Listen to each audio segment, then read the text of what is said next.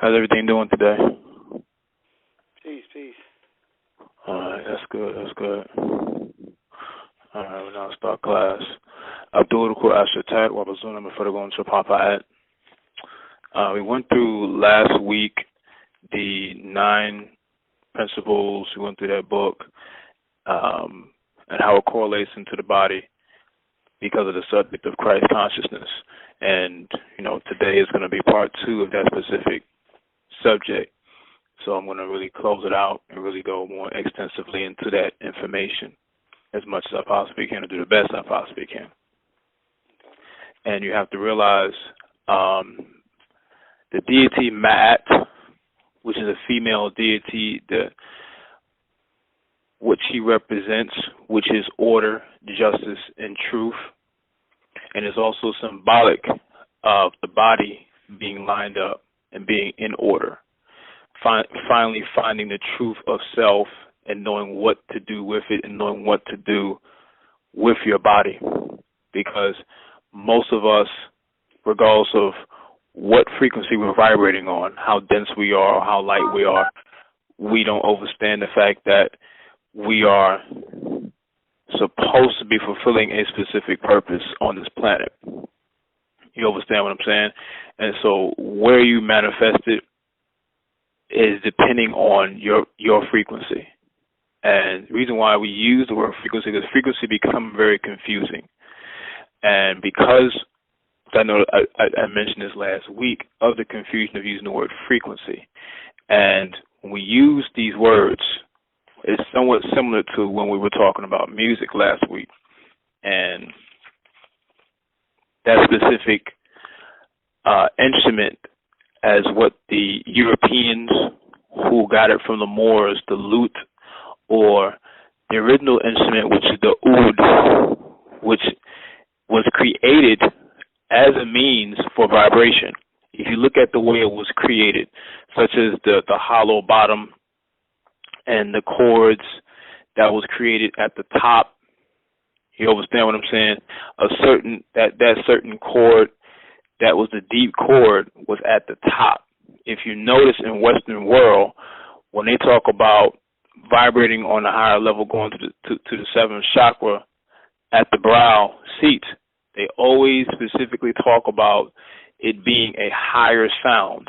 They never specifically talk about it saying that it was at a lower level or a deeper vibration. Not a lower level, but a deeper vibration, because that can also turn into confusion as well. So when you're looking at, or not even looking at, having the perception that it's a higher pitch, which means you'll get to a higher level, which means you'll vibrate faster, that is incorrect. Because as the oud shows us, that specific instrument was created, and that specific chord that you use when you're using that instrument, and those who use that instrument know what it's being used for. They know that when you're using it, it's being able to, it's whoever's around is being able to help them vibrate, especially the one who's actually using it itself.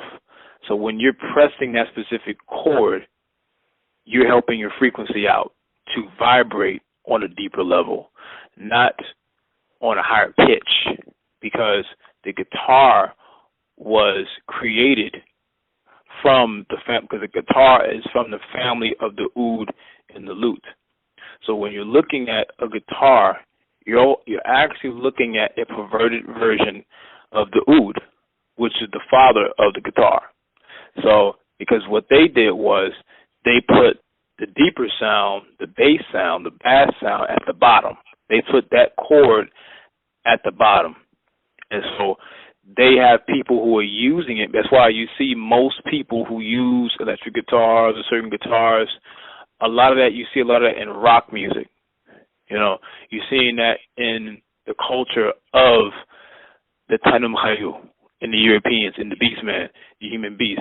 They use this specific sound, the high-pitched sound, without order, which creates chaos within themselves. That's why when you go to rock concerts, you see certain individuals, be it European, they have these these different their vibrations are at a lower level, so you see a lot of chaos going on, such as the mosh pits, such as people jumping in the crowds and going crazy and all that stuff, because this is being charged by that specific instrument.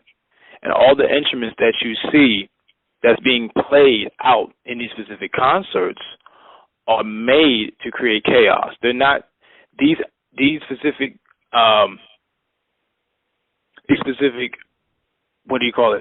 concerts are not created to make order.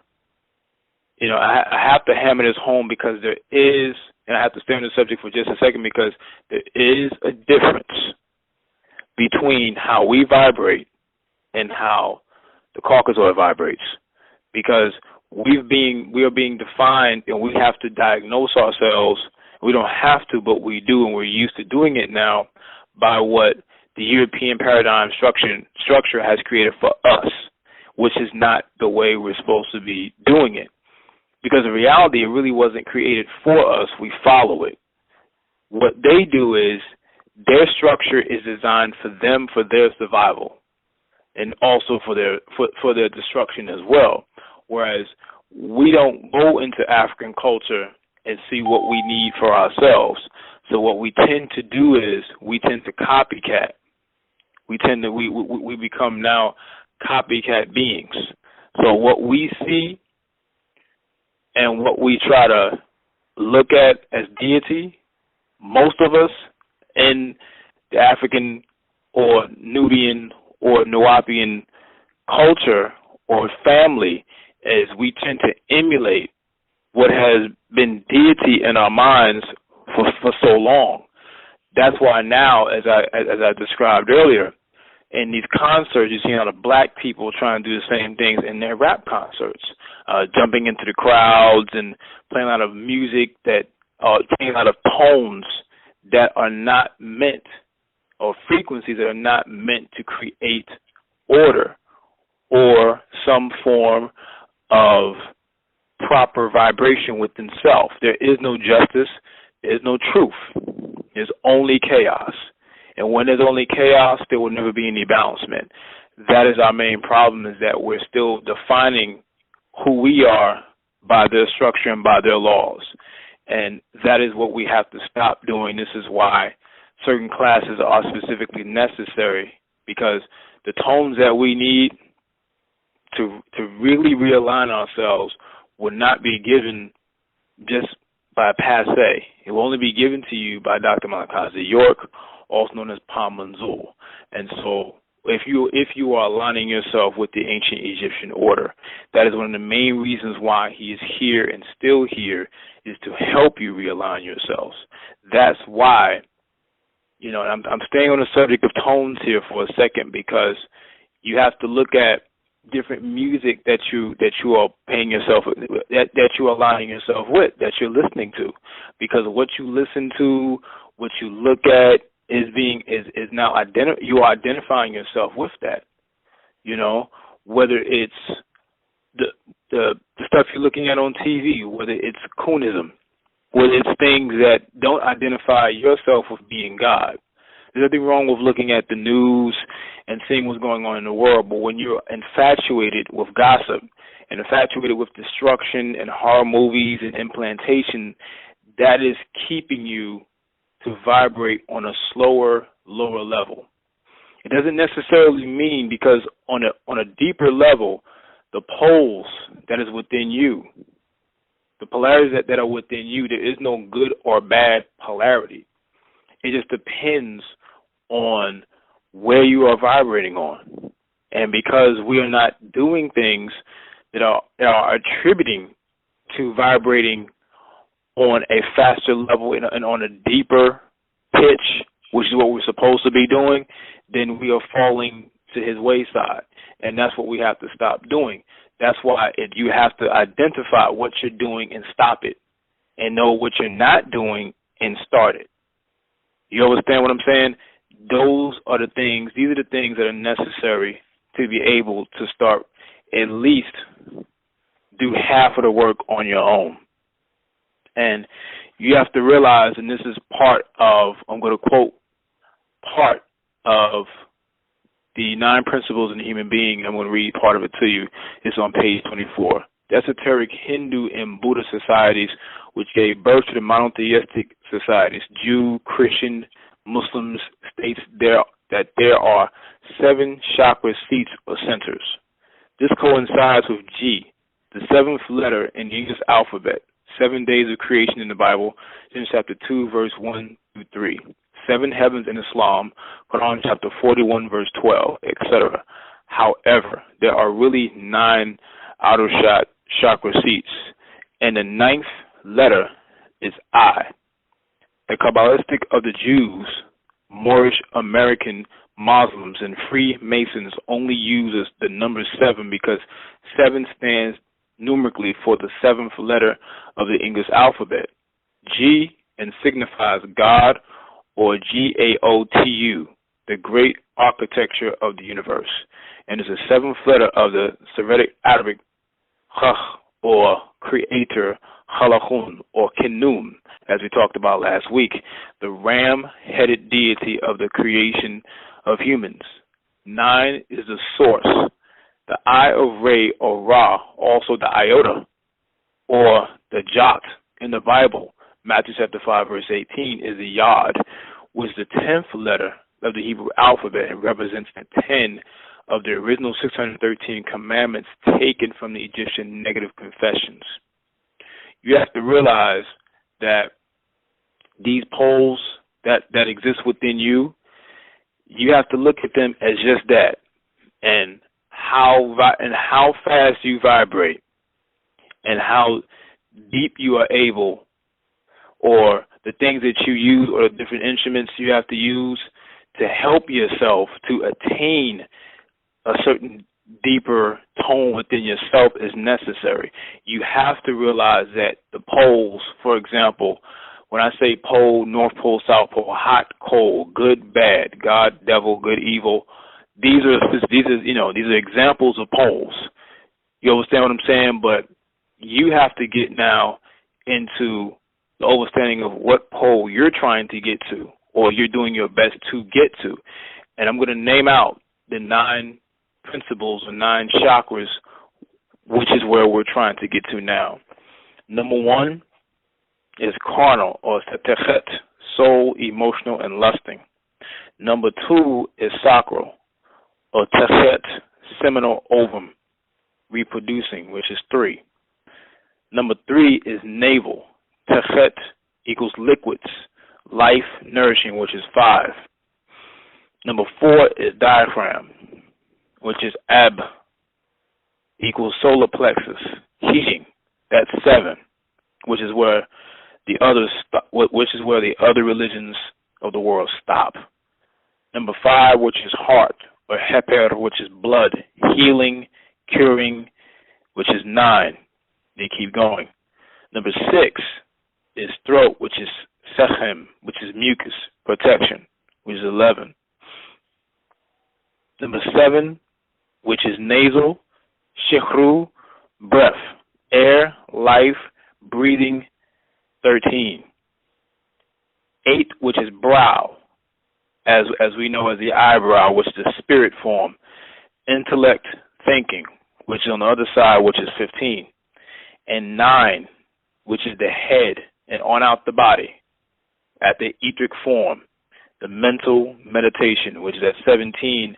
But when I say 17, when I was going from 1, 3, 5, 7, 9, 11, 13, 15, 17, 19, on the next level, you're at 19, which is our number. 9 and 19 are 2 of our numbers, but yet on the next realm, the next level is at number 19. If anyone is familiar with the Holy Tablet, you realize the most important number in that book actually was the number 19. You know, that it is very important to know exactly where what is, where which one is, where which principle is within yourself. Again, the biggest misconception of these specific chakras or principles or seats within self is that we all looked at them as steps in Islam, Christianity, or Judaism. because all three religions have their specific mystical orders. So when you looked at them, you looked at them as like doorways. But that's what religion does. Religion confuses. So when you're looking now at these things, you're looking at at almost as a helix, because all 9 of them, or 19, but we're going to talk about 9. We're going to stay at 9. All 9 of them are specific vortexes. All they are vortexes. And so depending on the positive and negative charges of that specific point of time, or not time, but that specific principle is depending on where you are. So when you think about it, you're thinking about a person, let's say you come across. You might come across a person, and depending on your level of vibration, or that deeper density level that you are in, you're able to see where they vibrate. We call it as a Tepi Hesp, or the aura. And so the color of that aura determines also where they are within themselves. You understand? So when you're looking at a specific individual, or they may be looking at you and they can see where you are. That's why those are the different mystical schools of thought, or the sacred orders of, Om and Sons of Green Light and Ancient Egyptian Order. At a certain point, depending on their revelation, they're able to see where you are, and depending on your vibration, you can see where they are. You follow, depending on that specific color, because color is nothing but energy. And so you're seeing not color, but energy levels, or energy levels of vibration. So each point, again, each seat, each principle of 9, past 7, we don't deal with 7. In our world, we deal with 9, is nothing but vortexes, different points of vortexes. And depending on you is depending on where you go within that time frame. Because some people are still so physical, they only deal with physical knowledge. They only deal with, who was here first, what race was Jesus, did Muhammad make his, what year did Muhammad make his pilgrimage from Mecca to Medina? All these things that are extremely trivial. At a certain point, they become very trivial, because all you're doing within that knowledge, the schools of thought and intellect, is to be able to learn certain things about knowledge, science, mathematics, who was here first, who did this first, who's a better race genetically, et cetera, et cetera, et cetera. When you get to the realm of intellect and go into an intellectual being, which is where you're trying to get to and do your best to get to, that's when you know about the 9. That's when you get past the 7, which is at that throat point, and you get to that 8, which is at that brow. Because once you're at 8, you've left religion. You've left their religious thought of 7 chakras, and you're at that brow seat. And once you get to that brow seat, the next level is out the body at 9, which is what my father talked about, for lack of a better word, the molar on top of the head, which is where the scalp is. So out that level is leaving the body, or turning yourself into a ship, or inside out. And so part of the problem also is the misconceptions of who you are as a human being or as a god. Because when you see a specific individual, you are seeing energy. You are seeing energy. You are seeing electricity and current. Anytime you see a specific individual, you have to get in your mind is, I am seeing a manifestation of how much of current. And when you look at, again, going back into the principle, just think any random principle. And when you deal with random principles, regardless of what principle it is, whether you're at 1 or 9 or 5 or 7 or 8 or 3 or 2, you have to liken it to what we dealt with for several years and what we still do, as above, so below. Because if you are truly ready, or you are truly doing what you're supposed to do, then you can now align yourself with what's going on in the universe and what's also going on in this earth. Because as we say, as above, so below, meaning that you are now equal to what's going on on this realm and what's going on the next realm, in above and on the other side of the sun. So you have to liken it to what's known as a double helix. The helix system in the medical world, you see the two snakes align, which is what we know as the Kundalini. You have to look at it, and because that specific symbol was taken from the Tahuti symbol of as above, so below. It's the same symbol. They took that same symbol, and because at the top you see the different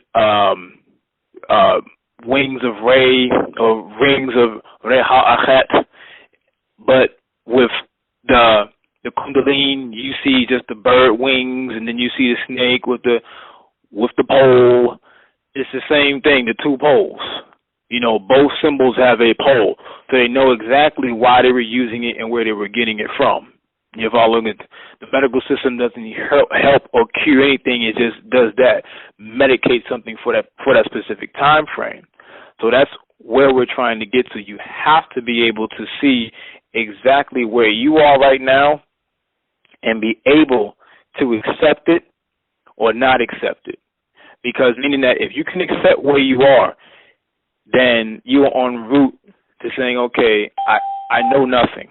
I know nothing about what I'm doing, where I am, because if you know, same thing as my father said, Dr. Malakazi York on the Elohim tape, once you really overstand, first off, is that you don't know anything. And once you are en route to knowing, then you can truly understand what you are doing your best to get to. You understand? So now you have to now leave away all the junk, put away all the junk and all the different music that you aligned yourself with. The reality is, at some point, it's cool to dive back and forth to hip hop if it's a vibration that is based on positivity, then that's fine at times. But you don't want to overindulge in something that has a lower level form of vibration. You don't want to do that too long because you'll be stuck here. Okay? But it's time to start looking up different artists. For example, there is a song that I'm becoming very familiar with by Donny Hathaway that says "Someday We'll All Be Free." That song itself is vibrating on a higher density level, on a very deeper thought pattern, from not just what he's saying, but if you pay attention to the different tones and the chords that he's hitting, because Donny Hathaway was a very spiritual being, and there's still a lot of mystery to how he died. They still don't know how he died. They know that he fell from a building, but they don't know exactly where his mind was at that specific time, because they were medically trying to label him as a paranoid schizophrenic. But again, you cannot define yourself psychiatrically or physically by the devil's world, because you will always be lost in his world. So you have to be able to understand where we're going with this music.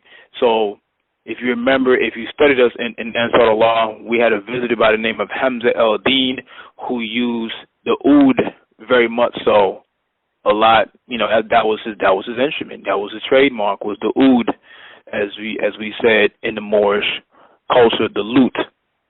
And when you start to look for different artists who use this, it's best to get a CD or get an MP3 and play it, or just if you ever have any type of old school spiritual journey visualization tone, start playing those more often. Not even if you're not even meditating, just play it.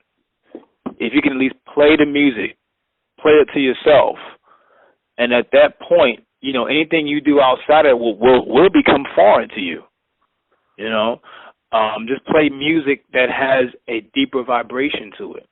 The trick was to make us think that things that vibrated on a higher level, on a higher level, on a deeper level, when you dealt with deep voices, because realize we have deep voices for a reason. Take a piano for a second. I'm going to give you an example. Take a piano for a second, and you take this the colors, first of all, the color of the keys are white, one side which is high pitch, and the colors that are dark are low pitch, or not low pitch, but deeper, and they vibrate on a deeper level. If you hit all of these keys at one specific time, you'll come up with 9. When you hit the 8 octave, you're actually hitting the 8 octave at that specific point when you're hitting all of those keys. And so they know this. That's why they taught in their specific information of religions that, it's best to hit, the high pitch sounds. It's better because they were able to throw off our tones and our octaves that we were lost for a period of time, and we still are lost to a degree. So when you're looking at a piano, you're actually looking at an oud turned sideways, because the way they used to play the oud was on a sideways. Is somewhat how they used to play the harp. Same way they play the harp right now was on a sideways level. They would play the oud that way, the same way that they would play the harp, and they would use this same instrument to unclog different things like the mucus of your system and be able to help you vibrate levels. It would come right out of you.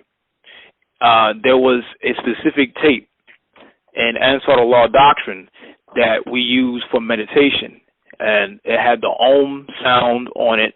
It also had the Om letter on the front of the CD or the tape.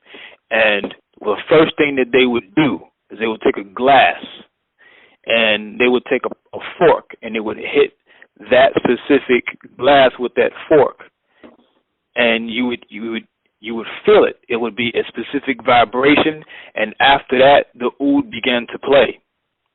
So in different increments of time, these different things were taking place by Dr. Malachi Z. York, at that time known as Imam Isa, to help us vibrate, to get rid of all the junk of the world that was polluting our minds and polluting our vibrational levels, to get us to start thinking and feeling and knowing exactly what we were trying to do and being able to go there, to be able to, whenever you wake up, automatically you know exactly what to put on.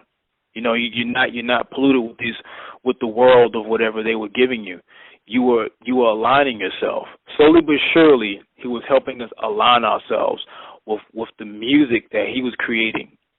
You understand? So that is something that right now these specific classes 1 and 2 are necessary to help you. Does anyone have any questions? That lute that you were talking about, is that an electrical instrument? No, the oud or the lute is is somewhat similar to the acoustic guitar. It's not electric at all. Oh, okay. Not at all. No. They got one of those in disco. Say it again. They got one of those in disco. It's like you strap it on your shoulder like a guitar and you play it on the side. You know what I'm talking about? Oh yeah, I know what you're talking about. Mhm. Yeah. Yeah, definitely. What I would prescribe to people, if they get a chance, and this will help you, just be a more overall, all-around person, is try to learn how to play it. I have a nephew that still has my brother's oud. My brother used to play the oud about 20 years ago in the Ansar Allah community, and he's learning to play it, and I'm going to learn how to play it myself. Because it's now time to put away all music that doesn't help you spiritually. I mean, this is necessary. I ain't talking about no gospel. I ain't talking about nothing like that. I'm talking about music that you can feel and that you can come home from work to, and you can put it on and it relaxes you. As they said in the Western world, saying music calms the savage beast. Yeah, it was calming him because he's a beast. But we have to understand what we're surrounding ourselves with, because it's dangerous now. All the music. Realize, for example, my father used to say that real music is gone and it's being replaced with synthetic sounds. He used to say, he never stopped saying this, hip hop is garbage. He said, I will support it if it's positive at certain times, but overall, generally speaking, hip hop is garbage based upon the sounds that they were giving off. You understand what I'm saying? So when you're listening to certain music and you're feeling the tone, like this example of R&B is pretty much dead. So when you're dealing with, because he told me, he said, you have no soul. So you're trying to get back your soul. The best way to get back your soul is to give up hip-hop and listen to, old school R&B, Stevie Wonder, Marvin Gaye, Stylistics, etc., Teddy Pendergrass, old school Michael Jackson, Jackson 5, etc. These type of sounds and these type of music that was good for the soul. Soul music, something's good for the soul. Those are the type of sounds, at least if you're not on the level of listening to the oud yet, or, the vibrations of the bass, is to at least listen to that. Because, believe you me, it will change you. It will literally change you. Your everything correlates. The sounds you absorb, the things you look at visually, all these things correlate with those principles. And if you don't understand that, then you're never going to make it back. So, you'll never make it back. Go ahead. So how do you know, or how would you know if you lost your soul, or how would you know if you gain it back? Is there a certain feeling? Is there a certain vibration you need to be at? I mean, like, how did you know? It all depends on what you're feeling. It's not so much a specific point. It's just that it's a certain feeling you get, man. It's like, I'm gonna give you my own personal feeling. If you're, for example, I spent most of my life listening to rap music, and I could feel myself being off beat a lot of times. Just not being on the beat, not being on to the sound, not being able to catch up to the beat, because most of that music really is synthetic. But once I started listening to a lot of more R&B, I started realizing why my mother surrounded myself with that specific sounds, that specific vibrations. The feeling that I would get, because it's different for everybody. The feeling that I would get is that it was just a whole different feeling, man. It was a whole different, what's the word? It's a whole different vibration. I use the word vibration a lot today, but it's a certain vibration that you feel within yourself. It's a happiness. It's all about your emotion. Because music also dictates emotion as well. So once you are able to feel, because realize the soul is the emotional you. So once you're around that more and more and more, you'll feel within yourself when you've now broke away from a synthetic form or a synthetic state. It's all about you. It's all about what you feel, because you'll feel it. But one thing I can say is, again, that it's all about what you feel. It's all about if you can get rid of all of, because it also correlates with the subconscious mind, and it's like the more you surround yourself with it, the less you'll have memories of different music. Because, like examples, if you listen to certain types of music, your subconscious will literally activate itself on a deeper level. On a negative level, a lot of times. If a person listens to Nirvana all the time, their subconscious will be haunted by different demons. Whereas if you're listening to OJs or something, your subconscious is going to be revolve around love, because what they're talking about is love. If I'm listening to Sade all day, I'm going to be surrounded by emotion and surrounded by a certain type of feeling of love, whether it's happy or sad. Because a lot of music she put out was somewhat sad, but it was on a deeper emotional level. And I realize as men, we're very physical. Men are physical, women are emotional.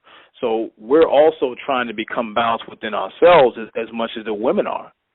So you have to, it's a certain feeling that you'll feel that It will help you get more on beat. A lot of us are very off beat. We think we're on beat when we dance, but we're very off beat almost as much as the Caucasoids, the cavemen. So we have to get, once you feel that, then you know that, okay, wow, I'm starting to feel this again. You know, I'm starting to get more of a closeness or an emotion, not on an over-emotional level, more of an emotional level. Because if you listen, think about it, a lot of hip-hop is very what we call misogynistic. It's the opposite of what we would deem as being a punk. You know, you hip hop world, you're supposed to be hard. The opposite of that is supposed to be soft. Whereas that's not true, because most hip hop is a what we call a synthetic world. It's creating a synthetic world within yourself, or a false sense of reality. But when you're dealing with soul music, you know, my father, he specialized in soul music.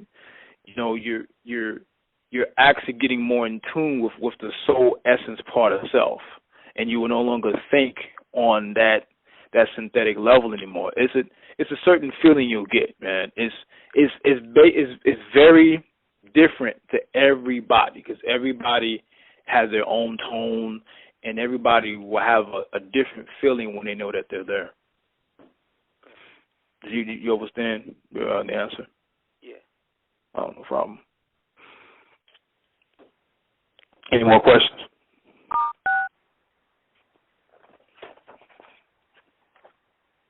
Okay. Realize that at that level of 9, you are no longer here. If you go back to a tape or a CD, it was known as a pyramid dating back 10,500 years. And he talked about 8, which was 4 and 4. That's when everything relates. When you have relation, most human beings have to relate to everything. Everything has a relation. Everything has a correlation. Once you're at ether, at that point, everything just is. That means you've meshed in completely with Papa at or the all. It also means that there's no more things. You know, there's no more person, place, things, ideas, none of that stuff. You're at the 4th dimension. You're at that level where you can look back at this planet or look back at everything, depending on how fast you want to go, how slow you want to go, is all determined on you. You know, we can, the 7th seat, though, that information on that, again, was given to us because we had a certain amount of information to know about religion. When you think 7th chakra, think religion. When you think, or intellect, when you think 9 chakras and 9 principles, you think intellect. This information is intellectual. It's no longer intellectual information. We're at intellectual points. You understand what I'm saying? The next level is not just the music or the movies or the TV shows, but the food that we're intaking. All those things are extremely necessary. If you are not, again, changing your diet, I've talked about this last week, if you're not changing your diet now, if you're not drinking more water now, everyone should now be knowing that you have to now clean yourself out every month, at the 1st or the 15th. Either or, not every time. You don't want to get rid of all your liquids in your system too much, because then you'll make yourself even more sick and you'll lose too much weight and you'll be imbalanced. But if you're able to drink more water, you're supposed to drink more water than juice, more than anything else. At least 6 or 7. Most people, it's hard to get to 10, but at least get to 6 or 7 glasses a day and you're on your way, you know. But all the foods that we're intaking, all these things that seem to be of satisfaction, because human beings on the level of 1, on the 1 seat of carnal desire, think in terms of satisfaction. We don't think in terms of what is need for sustenance. We don't think in terms of substance. We think in terms of how this tastes, how this looks, how this feels to me. Is all based on physical. Everything is all based on physical. Human beings, very few of us eat in terms of of nourishment. Because if you remember, when my father, Dr. Malachi York, taught about the plane of force, the plane of force was what? It stimulated the physical. Example, when you go to a restaurant, when you go to a supermarket and you buy different types of watermelon, apples, oranges, different types of fruit that give off nectar. Even if, regardless of whether they're acidic, it doesn't matter. That is what's known as the plane of force. You follow? And that does what? It stimulates the physical. So when you're biting into something, which is known as fruit or even a vegetable, whether it be cucumbers, avocados, lettuce, tomatoes, these things were transplanted over millions and millions of years as a form of nourishment. Because remember, this planet was known as the aquatic planet and was known as the planet that housed many elements within it. So a lot of these elements manifest themselves on a physical level. And so those beings who came here, such as, regardless of whether they were different forms of beings, whether they were humans that evolved here, or whether they were extraterrestrial beings, regardless of what kind they would come here if they were fighting battles or if they were coming here to take the resources. These different resources is what the plane of force in the seventh chakra relates to. So when you're aligning yourself on every level, the next level is what? What you put inside your body. And what you're putting inside your body is extremely essential to get into the ninth state, because you're aligning yourself with what this earth is. And this earth is aligning itself with the other side of the sun as well. Because us being in this 18th galaxy, all these planets are now aligning itself with what's going on the other side. And so if we're not on this planet doing the same as above, so below, then we are still losing within ourselves. Any more questions before I continue? Yeah. Okay. You say when you get to the ninth level of the chakra, you pretty much like one with the universe. It's like control. Yeah. This is like your realization of the universe. Is it in unity with the universe as far as this like being in one with nature, like maybe a boat on the sea, or is this like in controlling as far as like moving people like a job? Well, it's at the point where you are nature, and nature is you. It's no longer about, because that's what you're trying to do right now, is align yourself with nature. That's the point right now. But when you get to 9, you are nature, and nature is you. I'm in the all, and the all is in me. Literally, there's no more trying to get there. You're already there. It's very difficult for a lot of human beings to truly see it as just poles within yourself, because it's going to have to take a very good amount of concentration in a systematic period of time to get us to stop seeing it as steps, doorways. Like it's very related to what we know in religion or Freemasonry as Jacob's ladder. That's what they usually relate it to. But all it is a helix within self. Yeah. Go ahead. I'm sorry, go ahead. I said okay. No, but I'm going to give even further. What you were saying is that once you get to 9, everything is. There's no thought. There's no picking from the mental reservoir anymore, because once you get to 8, once you're at that brow seat, that is it. There's no more picking from the mental reservoir where all thoughts are manifested to even have a thought. That's gone. You don't need to do that anymore. You understand? So when you get to 9, all you need to do is what you want to do. There's no more have to. There's no more groveling from in front of a God. There's no more worship. There's no more acknowledgement. You are that which will be acknowledged. There are some that, as we described in the Stargate scroll of the actual facts, that are able to, transcend from different astral planes whenever they feel like doing it. There are some that have gotten to that point from different mystical schools and come back, leave their body, come back. They can leave their body and go on the other side and go to Ether 1 and look at themselves at that point and go right back in whenever they feel like it. Because the same thing that they've done the first time, they just do it again. Human beings as Nubians, that's the whole point of amnesia. We forgot what we're supposed to do. So when we start on different exercises, we forget, okay, this is the step, this is what I did, as I talked with the brother last week about concentration. The biggest thing that we forgot how to do was concentrate.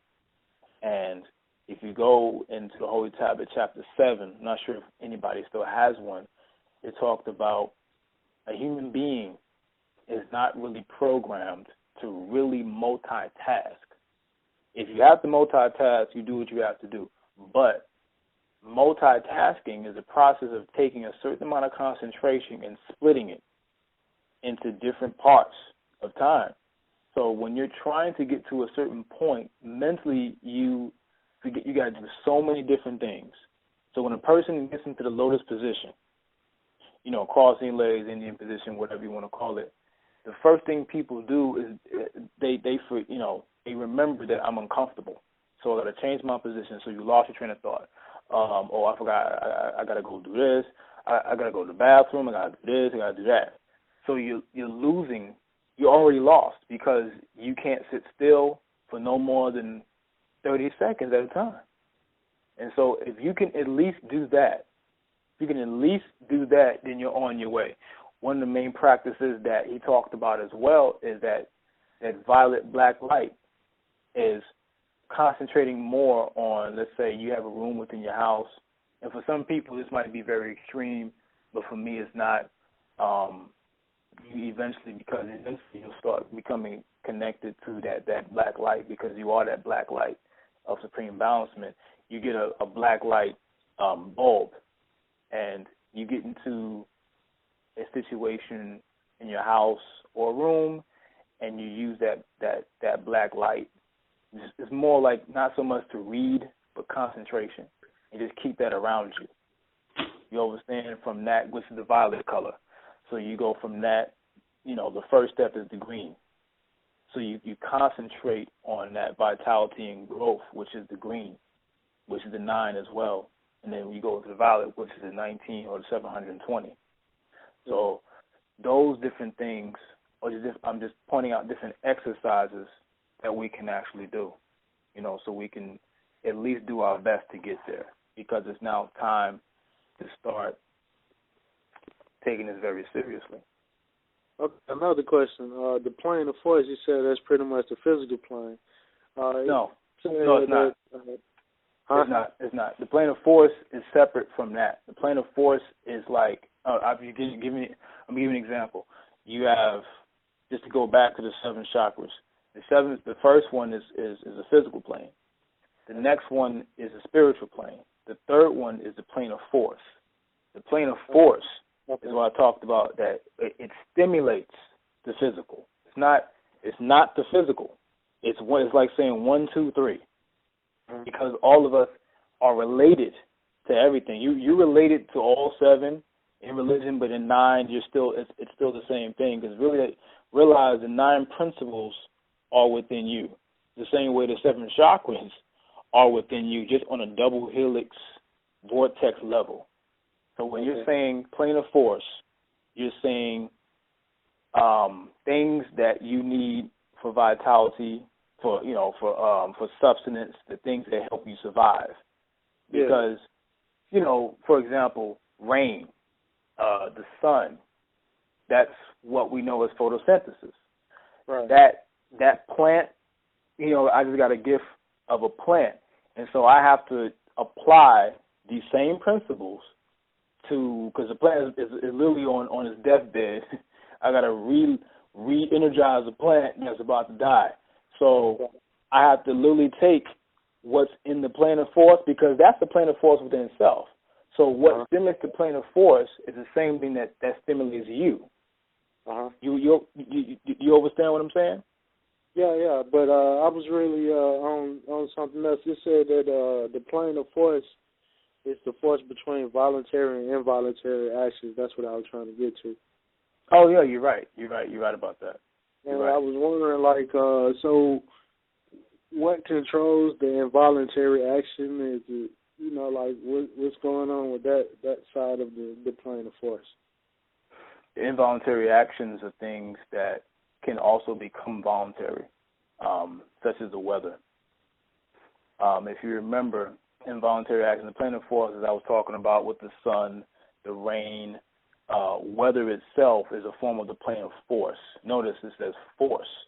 You know, when you're dealing with the sun, that's oxygen. You're dealing with the rain, different severe weathers. All this is force. It's a force of oxygen was the cycle, and this is involuntary. You know, it's not meaning that it's something that you in your mind can't control. But if you remember, or if you try to understand, you have different cultures in the Native American culture that talks about controlling weather. You know, they talk about the different dances that you can, you can do these dances and you can control the weather whenever you feel like it, whenever you want to. And this is something that actually gets you to graduate from involuntary to voluntary, if you understand what I'm saying now, which means that you can go from in your mind thinking, I can't control this, because in religion it says, okay, mentally you say, okay, I can't control the weather. I can't control what's going on around me. I can't control this. I can't control when it rains. I can't control when it's sun. I can't. All these things are things that you can't control, which is what they teach human beings, and this is what they teach us in their doctrine. But depending on how connected you are to this side and on the other side and the plane of force, you can go from thinking that it's involuntary to voluntary action,